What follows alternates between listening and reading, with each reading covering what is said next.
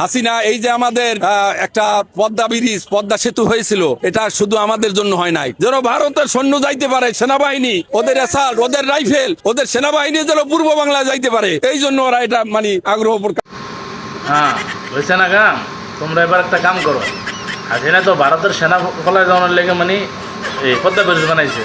তোমরা এবার পাকিস্তানের সেনা ফলায় যাওয়ার লেগে একটা ব্রিজ বানাও, একটা হেডাম থাকলে ঘুরে দাও। হে হেডাম তো নাই, খালি চাটাম চাটাম করে কথা বলার গেলা তোমরা একটা ওস্তাদ হয়ে এক একজন মাস্টার। আরে বাপরে বাপ, কত মাল ফালাই দিয়েছো বাংলাদেশে, অনেকটা বানাও না। অন্যের বউ 2 দিন পরে না খেয়ে মরতে হইব, বুঝছো তুমি? বাংলাদেশে এরকম অবস্থা হইব না। তোরা তো না খেয়ে মরবি না, কারণ তোরা এমনি অমনে অমনি তো করে খাওয়াইবে সরকার। সাধারণ জনগণের যে কি একটা অবস্থা, এটা তোরা জনবি করতেন। এক এক ঘরে ঘরে যায় জিজ্ঞেস করি, তাইলে মানুষ কইব। কারণ তোরা তবে একটাই কাম, একটাই লক্ষণ, তোরা পাকিস্তানের সেনা জাওয়ানের লেগা এটা বানা বানা, বুঝত নি?